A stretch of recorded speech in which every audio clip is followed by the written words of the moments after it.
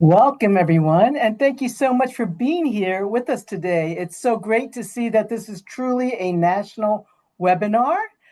We have people from Michigan, from throughout the state of California, from the DC area, and welcome, welcome, welcome. My name is Daphne Kwok, and I am a Director of Inclusive Impact with AARP. And we're pleased tonight that we have an ASL interpreter, Cindy, who is helping us with some of our audience members tonight. AARP, along with our colleagues from AARP California and the AARP Fraud Watch Network, we're so proud to host this important conversation focused on financial fraud prevention, a topic that is timely, deeply personal, and increasingly urgent for our communities. I was at a conference just the other day of Asian American, Native Hawaiian Pacific Islander elected officials, and they said that this fraud and scams is really one of the top issues of concern to their constituents. So as we start today, we will actually be recording tonight's session, and we will be posting it for people to be able to view later on, and hopefully to review as you get very, very important information throughout the hour. I would like to welcome now my colleague, Liz Busser of our AARP Fraud Watch Network, who will start to kick us off. Liz? Thank you so much, Daphne. Hello, everybody. At AARP, our mission is centered on dignity, security, and opportunity for people at every stage of life. And part of that commitment means responding to real-world challenges that affect the well-being of our families, friends, and neighbors. Financial fraud is one of those challenges because it's not just about money. It's about trust, emotional distress, and the long-term impact that fraud can have on individuals and families. Before we get started, let's test our knowledge on the impact of fraud. So we have two poll questions for you. Our first question is, according to recent AARP research, what percentage of AAPI adults have experienced at least one fraud attempt? Is it A, 15%, B, 28%, C, 49%, or D, 72%? So select the answer that you think is correct. And while you're there, let's check out question number 2. What percentage of AAPI adults who experienced fraud reported it to law enforcement? So what do you think? Is it A, 15%, B, 32%, C, 50%, or D, 68%? So let's take another moment to answer those questions. All right, let's take a look at the results. So for poll question 1, if you guessed C, 49%, you are correct. In fact, recent AARP research focused specifically on Asian American and Pacific Islander adults, and it shows us how serious this issue has become. Nearly half, 49%, have experienced at least one fraud attempt, and more than 1 in 4 have reported falling victim to a scam, with an average loss of about $5,800 per person.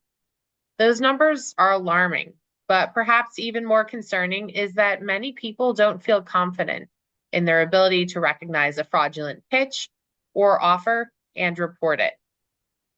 Now for poll question 2, if you guessed B, 32%, then you are correct.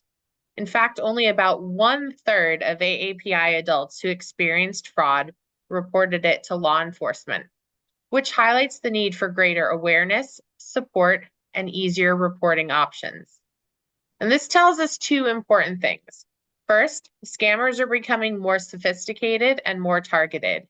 And second, there is a real need for trusted information, culturally relevant education, and safe spaces to ask questions. Exactly why conversations like this matter so much. This event is designed to empower you with practical tools, real examples, and expert insight, so you can better protect yourself and the people you care about. You'll learn how scammers operate, the warning signs to watch for, and what steps to take if you or someone you love encounters fraud. In a few moments, I will introduce tonight's experts, but I want to thank Jason and Lester. Thank you again for being part of the AARP family and for sharing your expertise to help us protect ourselves and our loved ones. Fraud is no longer something that happens to other people. It's happening to our parents, our grandparents, our small business owners, and increasingly to younger generations as well. Scammers are more sophisticated than ever. They're often using cultural cues, language, familiarity, and fear to exploit trust. And far too often, people feel embarrassed or unsure about where to turn if they suspect fraud. So the crimes go unreported and unchecked. And that's exactly why this conversation matters. This event is about awareness, prevention, and empowerment. It's about sharing real information from real experts so that all of us leave this webinar better prepared to recognize scams, protect ourselves, and help protect those we care about. So let me briefly explain how the program will work. We'll begin with a 30-minute moderated conversation where Daphne will be speaking with our guests about the types of scams that are targeting the AAPI community, how they operate, and what warning signs to look for. And after that, we'll have a Q&A time. So I encourage you to take advantage of that opportunity. Share your questions in the chat. No question is too small or too basic when it comes to protecting yourself and your loved ones. We encourage you to place your questions in the chat throughout the event, and we will again address them during our Q&A portion. Now, we are honored to be joined by two incredible experts who bring both professional experience and deep understanding of this issue and are part of our AARP family, and we've relied on them over the years to help us. First, we have Jason Collum. He's been a policeman for 30 years, with 10 years in patrol and 20 years in investigations. For 11 years, he specialized in investigating elder financial abuse cases at the San Francisco District Attorney's Office. Jason is a recognized white-collar crimes expert who has testified as an expert witness and traveled across the U.S. and abroad to present his case studies at law enforcement and prosecution forums. His fluency in Chinese, developed during his early years at a Catholic school, has helped bridge many gaps throughout his career. Jason has been presenting for AARP for 7 years. Welcome, Jason. And Lester Kwok served over 20 years as an FBI special agent at the FBI's San Francisco division. During his career at the FBI, Mr. Kwok worked financial crimes matters for over 19 years, including 4 years supervising a financial crimes squad, and he was the program coordinator for financial crimes and elder fraud as part of the Department of Justice's Elder Justice Initiative. Mr. Kwok then switched roles and became part of the San Francisco FBI private sector engagement team, responsible for partnering with private sector companies to further the FBI's mission. Mr. Kwok retired from the FBI in 2024 and joined the Vulnerable Adult Investigations team at JP Morgan Chase. Welcome, Lester. Now it's time for Daphne to have a conversation with Jason and Lester. Daphne? Thank you so much, Liz. All right, so I hope all of you are ready and take good notes and make sure you get your questions ready as well too. You can put them in the chat because we're going to leave plenty of time for your questions to be asked. So let's kick it off first with Lester. Welcome, Lester. And I wanted to ask you, what are the top 3 scams that you're hearing about, that you've been working on, that are prevalent today in our country? Thank you, Daphne. Thank you, ARP, for having me tonight. So the top 3 scams that we've been seeing from my years at the FBI and also from the FBI 2025 IC3 report is the number one is obviously targeting the elder population, especially the AAIP population, is investment fraud, which includes something called pig butchering. That is basically a scam to get individuals to invest in cryptocurrency or other investment vehicles that doesn't really exist. And basically, the scammer are very, very good to earn the trust of the victims and get them to basically invest their life savings until they're drained them of all their life savings completely.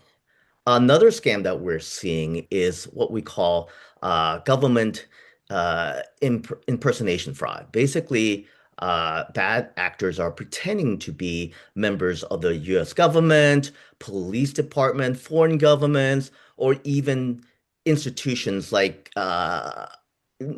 well-known companies, well-known banks, to try to convince them that there's something that they have not done or they should do, that they need to do. Like, for instance, very popular in Florida right now, that a lot of people get in contact and saying, hey, you didn't show up for jury duty. Because of that, we have now have an arrest warrant for you. We can make that go away if you give us some money. So that's a very common fraud as well. And the last one that we're seeing is something called grandparent scheme, is in which the bad actors are gathering information about you through social media. Basically, they can gather information and know that you have a grandson named Bob that drives a green Mustang because he posts out on his Instagram. And then they'll call you pretending that your grandson was in a car accident, and they pretend to be lawyers that can help you and get you to pay them a large sum of money for retainer so that they can represent your grandson. So those are the three most common frauds that we're seeing right now. Thank you, Lester. And actually, the Fraud Watch Network puts out email alerts. And actually, the one I opened today actually talked about and actually has audio so people can actually listen to the audios, which are the impersonations, especially of like the IRS or the jury duty. And it's so helpful to be able to hear, the examples of these kind of scams as well. So thank you so much. And especially now with the Bitcoins and the cryptocurrency. And I had not heard about that pig scam until just recently as well, but apparently now it's quite prevalent. Jason, going to you, you are very much on the ground, have been on the ground in the community, especially in that San Francisco Bay Area. So you have been working, serving our AAPI community, especially the Chinese community as well, too. So what are the top three types of scams and frauds that you are seeing, especially those that are impacting our elderly?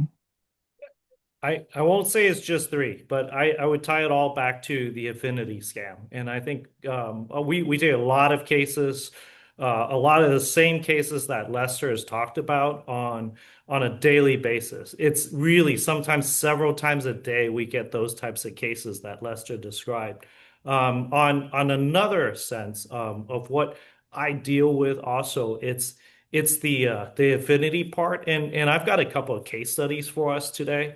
Affinity, it's something that it's hard to explain, but you know it when you see it. It's basically somebody who you trust based on a common set of values, a background, etc. And one of the more recent case studies I have is we when we find an insurance agent or an investment advisor. When our parents find one, we tend to pass that insurance agent along. And this insurance agent, they may or may not speak your language, eat your food, but somehow they work their way into your family. And it happens to us, and it happened to many people that I know. And one of the case studies I brought along is one such insurance agent who's been an insurance agent for many families in San Francisco for over 20 years, one of them for over 30 years. Well, on top of selling them insurance, later on, after about 20 years of developing this personal relationship with them, he brought his son into the insurance business. And with the son being in the insurance business, now dad is saying, look, we've had this established relationship with your parents and with your children also, who are the same age group as my son. I'm freezing over here, so I'm not sure if you guys are catching it. Same age group. I want to have my son take some of these businesses from your children also. So now the families are connected. They're connected not just through business, they're connected through inviting each other to events like weddings and the full month baby birthdays. And now this affinity is really connected. And by about year 20, year 25, this is what happened. At some point, the son starts presenting to his insurance clients that I have this other business opportunity that I'm working through, and this is the business plan that I have. And although I cannot provide you with a business plan, let me invite you over to my house for a barbecue, and you will see all the successes that I've gained through my business. And he had a rental property that cost $10,000 a month that he claimed to be his property, had Porsches, had McLarens, had high-end automobiles that he was able to show these um, potential investors who were actually his insurance clients. And once these clients see the type of monetary success that the son and their insurance broker has, they're interested in what he has to say. So over the course of really short period of time, because basically father and son have developed this relationship with these clients for the last 2 or 3 decades, it was very easy for him to transition to say, hey, look, you have this much money invested in your life insurance or your 401k, because they have also become their financial advisors. These are averaging about 7 to 12% return. But if you invest with my son's company, we will pay you cash anywhere from 15 to 16% every month. We'll bring you the cash. And that way you can earn more money that you don't have to report to the IRS if you don't want to. And so trusting them, because based on 20 years of affinity, these clients actually cashed out their 401ks, cashed out their insurance plan, paid the penalties, paid the taxes on them, and invested with the son. Well, turns out every month, each client who gets the dividend return via cash delivered to their house, it's just new money from other insurance clients who jumped off of the insurance boat and into the son's investment. And the grossest part, the biggest victim that we were able to find who reported it to us was that there was an elderly couple who owned an investment property, a warehouse in San Francisco. It was worth about $2.3 million. And the father and son team says, hey, look, it doesn't make sense for you at this age to be holding on to that piece of property. Now because you continually have to pay insurance for this warehouse and also pay for property tax. It makes more sense if you just go ahead and liquidate this and invest the money somewhere else. And along the ways, it took about a year, but along the ways, the father was able to convince this elderly couple to liquidate the warehouse. And during the year of discussion, the financial advisor father brought over many pieces of paperwork for them to sign. And the elderly couple believed that they were just signing papers to get this warehouse fixed up and placed on the market. Unbeknownst to them, some of the paperwork they signed were actually HELOC, equity loans on that piece of property in the amount of $1.25 million.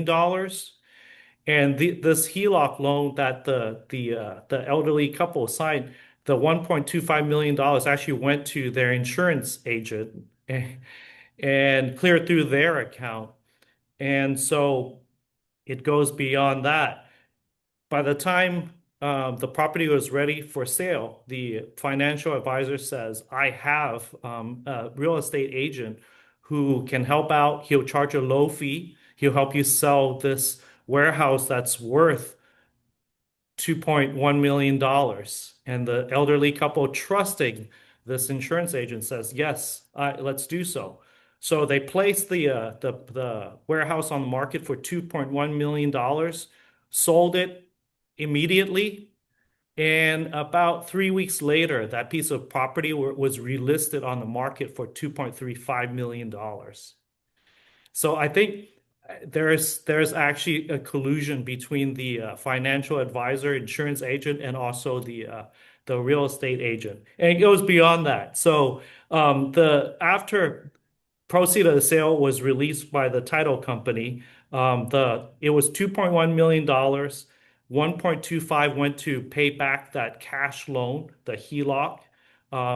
Plus there were some fees. So there was $700,000 that was due to the buyer. But the the investment advisor says, "Hey, look, my son's business is doing real well. Let's move $500,000 into his investment." So they did, because believing that they're going to get a higher return than what they're going to get at the financial institution where this broker worked, right? So $500,000 in cash went to the son's investment. And um, so now they have a little bit less than $200,000 left from their $2.1 million sale of their property that they held on to for 40 plus years, right? Well, the financial advisor and insurance broker came back to the elderly couple and begged them and said, "Hey, look, my daughter has got some health issues. She needs this blood transfusion operation, and she's going to die if she doesn't have it, and it's going to cost $150,000." So the elderly couple felt bad for their insurance broker and loaned him $150,000. So at the end of the day, after the sale of their $2.1 million warehouse, the elderly couple ended up with about $45,000. Wow. It's horrible, absolutely horrible. And the way that the money is spent, there's no way to recover this money, because the way this money was spent so carelessly on rent, on lavish lifestyle, on cars that were leased, cars that were minimally paid and now repossessed. There's actually no money to be recovered in these cases. So that is just one of the case studies that are brought forth. And I don't know if we have time for another one. But again, So, all Jason, based. can I ask you about that? So this kind of a case study, it's so instructional in so many ways. Do these kind of case studies actually make it out in the public, like through the ethnic media or the media, so that people can learn about it? And we know how people don't want to report, but can you talk about, yeah, how are people going to learn about these kind of cases? So that's the problem with this case, right? So it turns out there's at least from the private attorneys that were hired by parties that sued the insurance broker and his son. There were at least 2 dozen victims that came forward to hire private attorneys to file civil suits against them. But out of these 2 dozen victims, I believe only 3 sets reached out to law enforcement and filed reports with SFPD. Think about that. And so again, it's about 2 dozen that sought their own attorneys. How many more out there did not? And the important thing also is, in speaking to these victims, of course, as always, they most of them would say, "Hey, please don't let this out. I don't want people to know who I am." First, they don't want people to know that they fell for something like this. Second is that they don't want retribution. That seems to be a huge deal in our community. And three is they don't want people to know that they have additional assets. And they're also afraid, always deathly afraid of somehow the IRS would be involved in this. So in terms of low reporting, I think we're underestimating just from the poll itself. Lester, so with these kind of cases, and we know how difficult it is to try to recover some of the assets, but at the federal level, like at the FBI level and the federal agencies, is there any recourse? Should people be reporting it? Is there any hope to get anything back? Yeah, so great question, Daphne. So I mentioned before the FBI has a reporting tool called IC3.gov. Basically, whenever you have a internet related scam, that's where you make a reporting. Either you sent money or not sent money. If somebody reached out to you, believe it's a scam, that's the place to report it. There are several reasons the FBI encourage people in court. Like everybody else, the FBI believes that the reporting is underreporting, right? Not everybody's reporting. And so they're trying to get people report. There are three reasons, couple of reasons. Number one, you might be reporting a scam that the FBI is not aware of, completely new scam. That's great. Number two, you might have some information about the bad actors that the FBI has an existing case, but they don't might not have this particular email address or a particular phone number or a particular bank account number. That information would definitely help them move the cases along. And lastly, FBI has a group called Recovery Asset Team, short RAT. Horrible name, but it's a great team. They do a lot of great work there. What it is basically a team that have connections to all the local banks, domestic banks, and international banks. Whenever somebody makes a report to IC3, human eyes look at it and they'll see, hey, I wired $50,000 yesterday on fraudulent means to, bank account ABC over there, uh, and they report it to IC3. What IC3 does is they forward it to the RAT team, and people from there will contact the bank, the receiving bank, the bank that got the money, and tell them and basically ask them, hey, this $50,000 that came in yesterday into account 123 from bank ABC. The person who sent it saying they sent it for fraudulent. They believe they will send it because somebody defrauded them. Are you able to freeze the account? It's up to the bank, receiving bank, to freeze the account or not. But generally, they will. They will freeze the account. Once the account is frozen, as you know, the money can't go out of the country, it can't go to another bank account, it can't go into a cryptocurrency exchange. It's stuck in there because the receiving bank has frozen the account. At that time, it's up to the victim and the sending bank to work through civil means to get the money back. But at least you know the money's not going anywhere. It's there. It will be safe there. So according to IC3 data, in 2025, over $680 million were frozen in accounts due to IC3 reporting. So in sense, the IC3 reporting basically froze $680 million. So $680 million were saved from victims. That's part one thing why you should report it to IC3.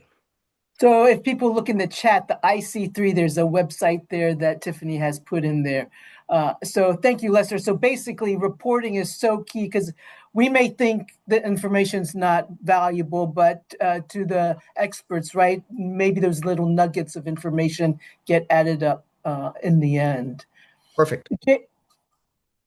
Jason, I want to ask you, this, in our Asian American culture, right, the saving face and their the shame.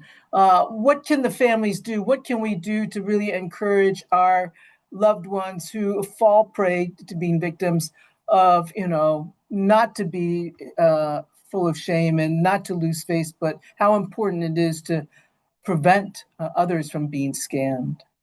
It's it's lending support. It just every individual family is different, of course, but I'll give you again just my FaceTime with a couple of families. Just shocking, absolutely shocking. So I took a case where the mother of the family um, was scammed the entire life savings of the family. They were from a rural area in Toisan, China, and they sold their livestock. They sold all their properties to move over here, and they live in a converted in-law apartment in San Francisco in a garage. Family with two teenage children who are older teenagers, and husband and wife both work almost 6 days a week, 20 hours a day. But she fell scam. She fell victim to a scam where all of their life savings was defrauded from her. And what was the most difficult for me was when I was sitting in her living room interviewing her. I kept getting interrupted by her teenage children and her husband who passed by and just gave her the dirtiest looks. And the children didn't hide their disgust of their mother losing their inheritance. They were just slamming the doors. And basically, the mother wasn't just victimized by the scammers. She was also victimized by her own family. And when I separated the victim from the husband, I wanted to talk to the husband about some of where this money was stored, etc. The first thing he told me is that, what's the use? My wife is worthless. And so that was really difficult for me to take. But then that wasn't the only case. And then I don't know what happened to this victim down the line. I never followed up with her. We did win the case, but years later, I didn't follow up with her. But on a similar case where another victim fell to victim to the same scam, her adult daughter, was there with her, holding her arm, taking her to the police station, and telling her everything is going to be okay. This is not your fault. These are professional scammers. If they identify you, there's absolutely nothing you can do. And from my follow-ups of going back to their house and meeting the rest of the adult children, I believe she had 6 of them. They were all super supportive, even though the money that mom lost in this scam belonged to all of them. There's something in Chinese culture called like a coffin expense. So you as an adult child, when you make money, any surplus that you have, you let your mom hold on to it, and your mom usually locks it away because it makes the mom feel better that she came to this world with nothing. She lived a hard life, but now she's actually seeing the rewards of raising children. And in her death, she would like to not just have a celebration of her death with the money, but also redistribute this as a inheritance to her children. So even though that money, and it was something in the region of about $150,000, even though all that money really belonged to the adult children who let mom hold on to it and they lost this money. Every single one of those children were 100% supportive of mom, and they stayed with her even though everybody had jobs. They decided to rotate days off in the first few weeks to keep mom company because she was in such a bad position mentally. So again, two very different approaches, very different responses from families of victims who fell victim to the same type of fraud. So, I would say, of course, lean towards the kinder side, and that's how I would always try to encourage it. Well, Tiffany has put in the chat also, words matter. And so I hope that people will download that document as well, because that's one of the things that AARP, what we're trying to do is to help inform how to talk about people that have been defrauded and scammed. It's so key and critical. And so, Jason, the second example you gave of how the family was extremely supportive, I hope that we can, all learn how to be more supportive to those of our, friends or family that have been defrauded. One of the questions I wanted to ask before we actually open up, there are a lot of questions right now in the chat, so I want to get to it soon. But one of the things, as I was sitting here, thinking like how fortunate the people that you're working with are able to have Asian Americans, Chinese Americans that are bilingual to be able to help and assist. And maybe you can talk about what is the landscape in law enforcement? Are we seeing more Asian American, Vietnamese American, Korean Americans, South Asians, especially those that have the language skills? Are they going into law enforcement? And if not, why is it important that we get people in all different professions in order to help our community. Jason, you were going like this? You know what? I'm on the ground level. The reason I think part of the reason why I'm back in uniform on patrol is because as a retiree, is that just police departments in general across the country are all having trouble recruiting new police officers, new sheriff's deputies. And that's not just an AAPI thing, that's across the board. Not many people, not many youths want to get into it anymore. And interestingly enough, in observing the police academy graduates in the past couple of years, I've never seen in my time, I've never seen academy classes comprised of mostly of folks over mid 30s, more like 40s. That's very unusual. Back in the day, 30 years ago, police academies, if you were 23, you're an old dude. So, so now it's a completely different landscape, and no, I'm not seeing. It's already hard enough back then to recruit AAPI who are bilingual. It's even harder now with all the competing careers that are out there. Lack of public support and just it's not good. And the just to give you an idea, I worked on a series of cases for 11 years. And this series of cases targeted monolingual senior female Chinese Americans. And it went not just across country, but turned out it went across the world.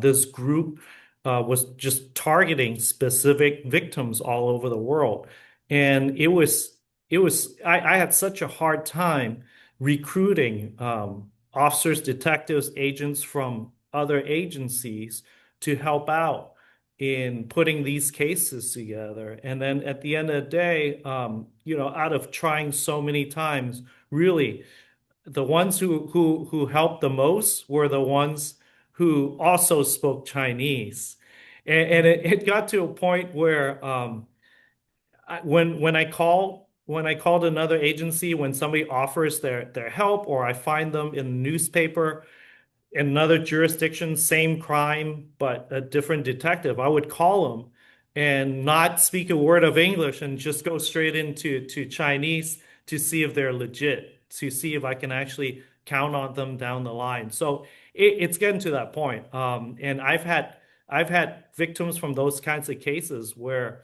the local police department, sheriff's office show up and say, it was just it was too much of a hassle for them to get on the language line to file the report, so they just blow my victims off.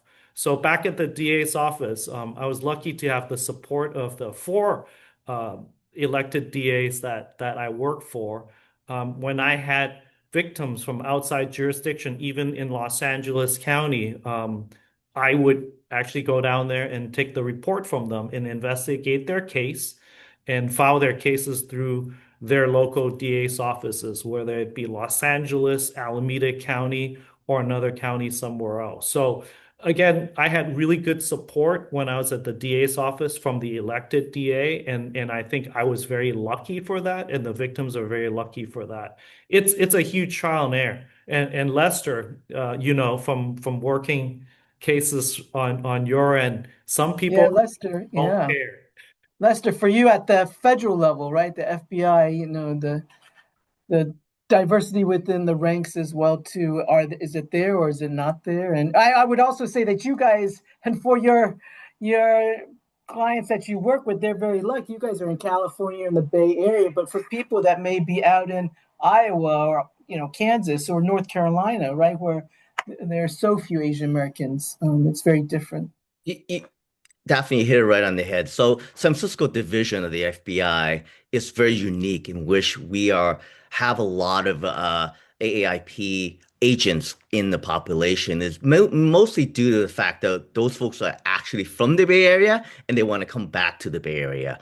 When I was at the end of my career at the FBI as the part of the private sector engagement squad, our special agent in charge recognized that the importance of connecting with our local communities and the different communities within the Bay Area. He mandated that we increase our community outreach, and that's one thing I spearheaded as my job as private sector engagement coordinator. Was I did a lot of community outreach, a lot of speeches about fraud to different community, a lot to AAIP community. So yeah, the FBI San Francisco, very unique, very lucky to the AAPI a community that we did a lot of outreach and was able to connect with the community.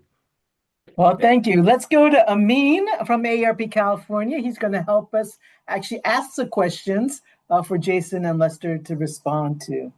Daphne, I want to bring this up because we were talking about officers recruitment, right? So here's the situation. So I want to bring up this very important thing, right? So there are bilingual SFPD officers, of course. There San are Francisco Police Department, and SFPD. there are fluent speaking Chinese American police officers in San Francisco. But here's the but, right? A lot of the younger folks, they don't want to get pigeonholed.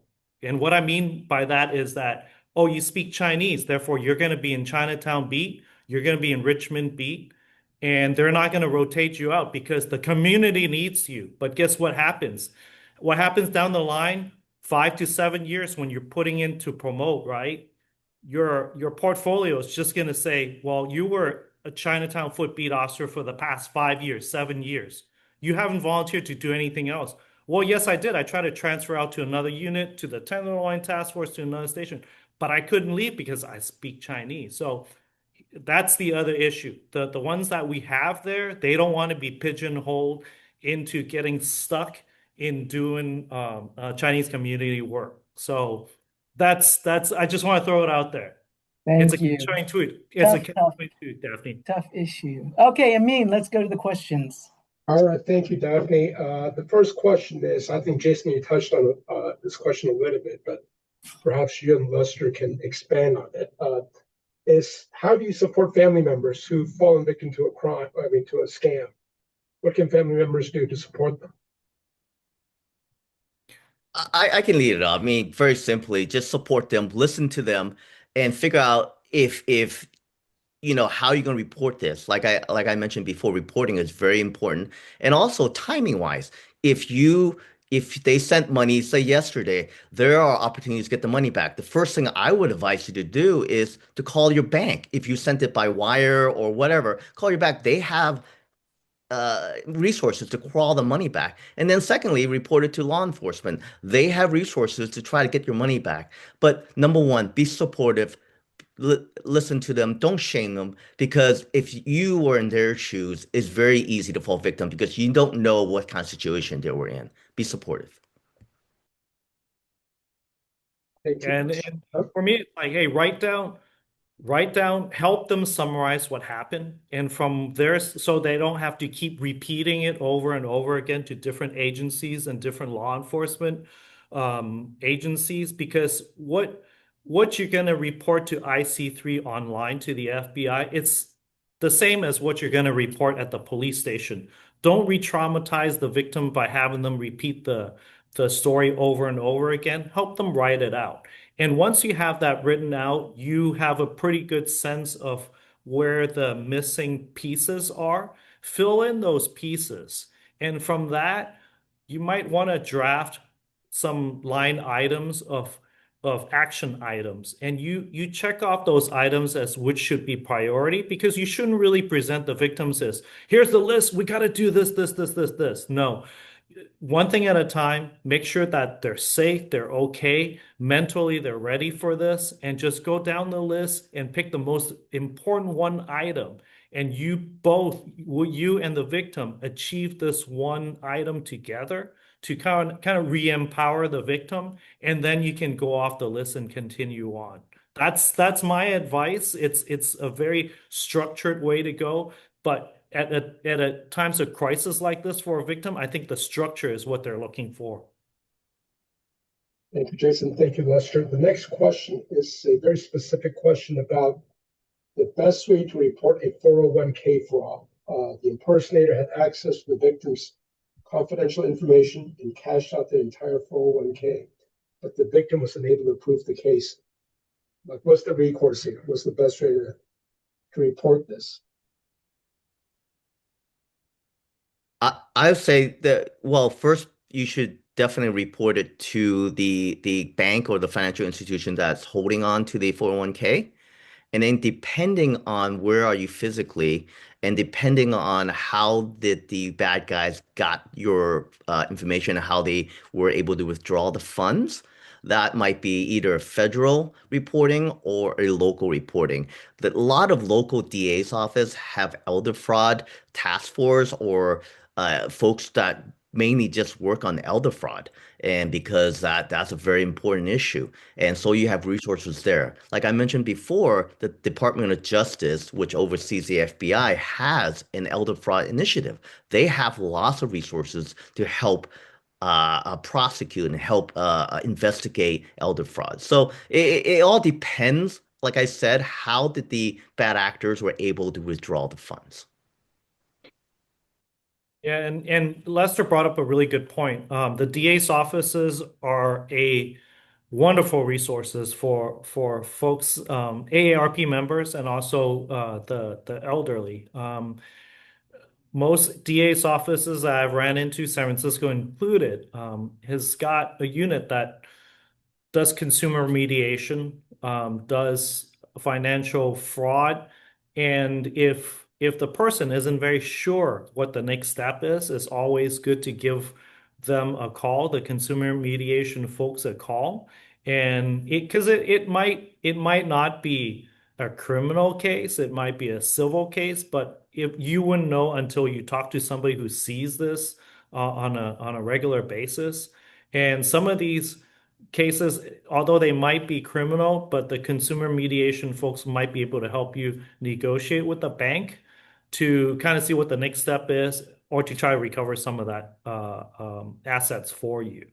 So make sure you use the DA's offices. They're really there to help you. And the greatest thing about the DA's office is the hammer over the head is it's ran by an elected official. Thank you.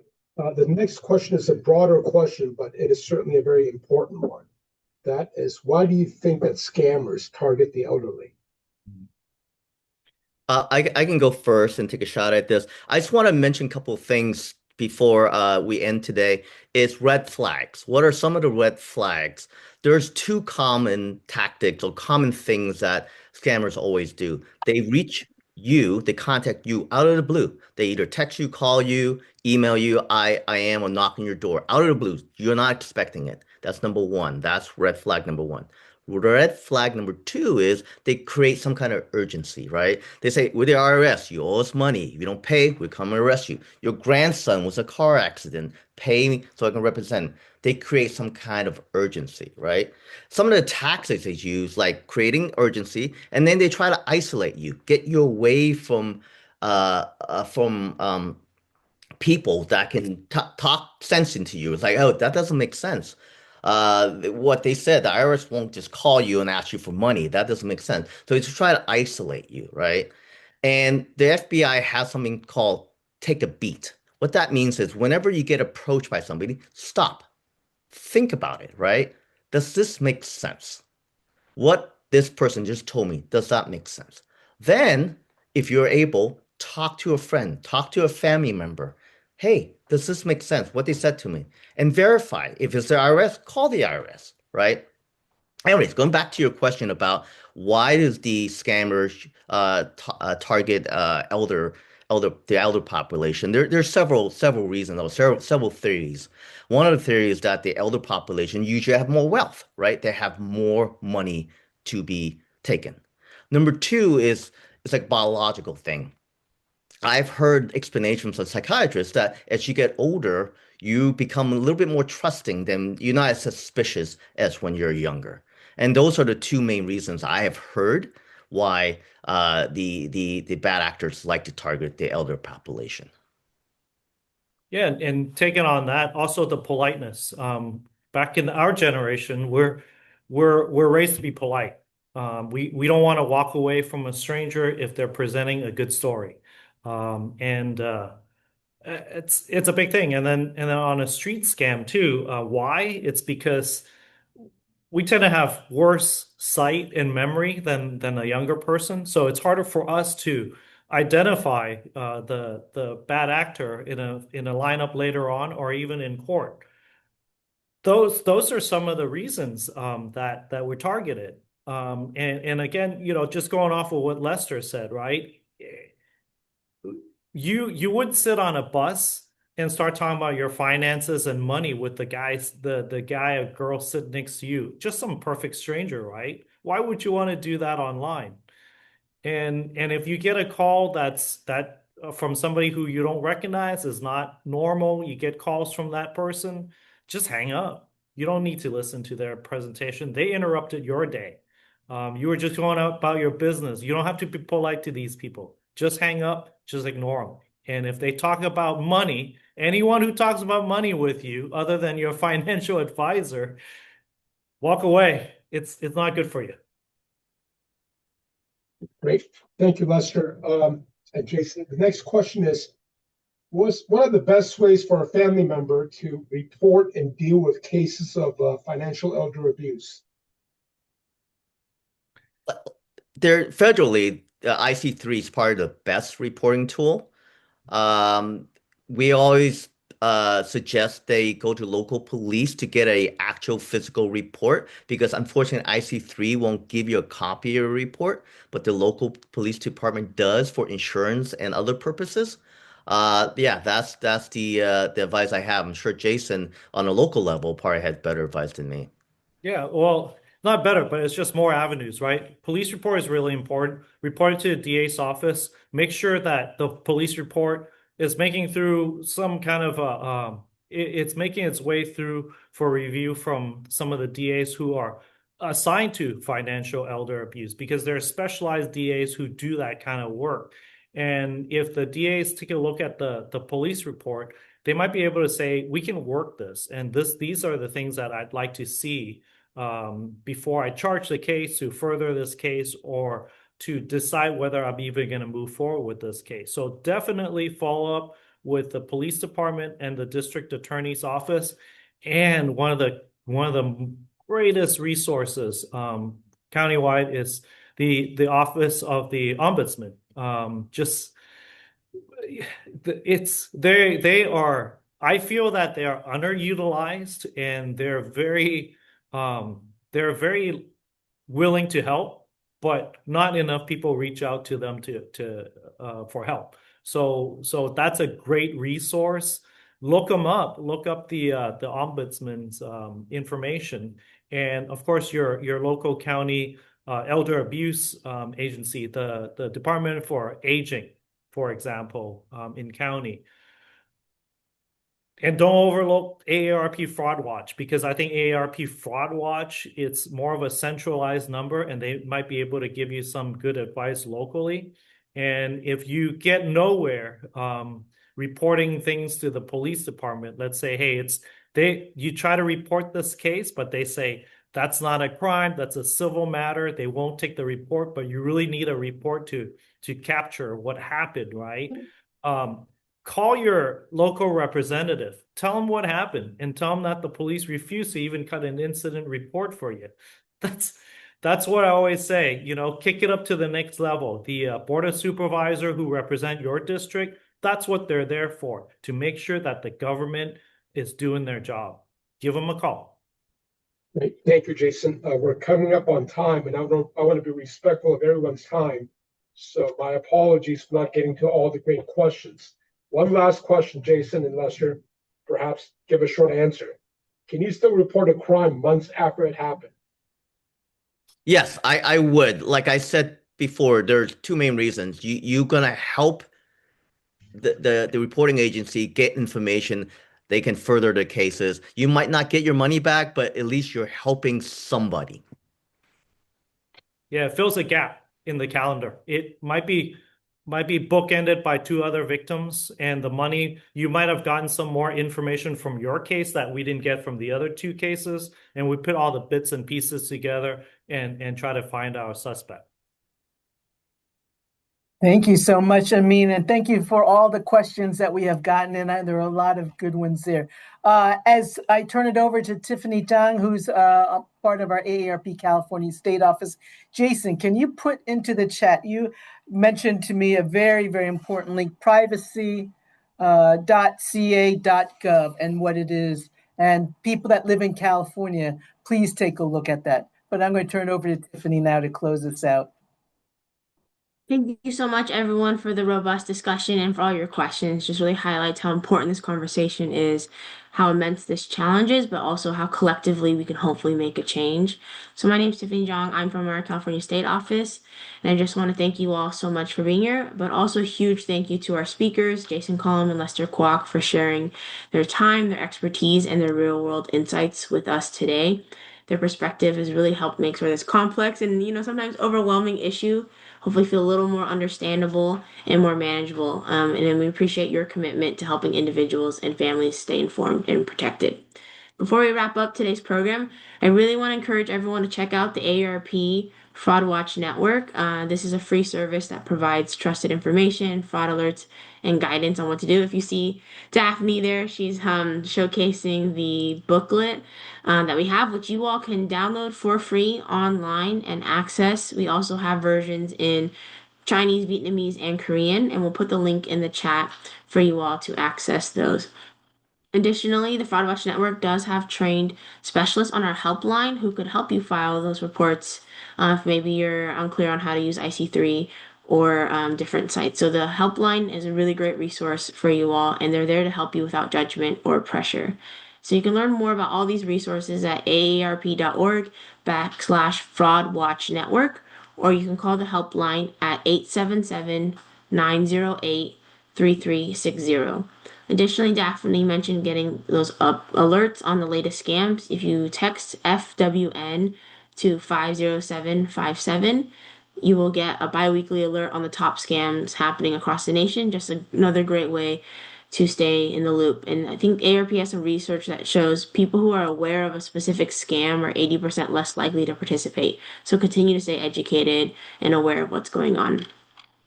Again, I want to encourage you to check out our AAPI fraud report. And as we wrap up, if there's one message you take away from this whole conversation is that fraud can happen to anyone, and there's absolutely no shame in asking questions, seeking help, or reporting suspicious activity. Awareness is one of the most powerful tools we have, and staying connected to reliable information and community resources really makes a difference. So thank you everyone for spending your evening with us and for being a fraud fighter in your community, looking out for yourselves, your families, and your neighbors. With that, just want to thank you all for being here. Please take care. Have a wonderful evening, and we'll hope to see you at the next one. Thank you, and thank you to Cindy for interpreting.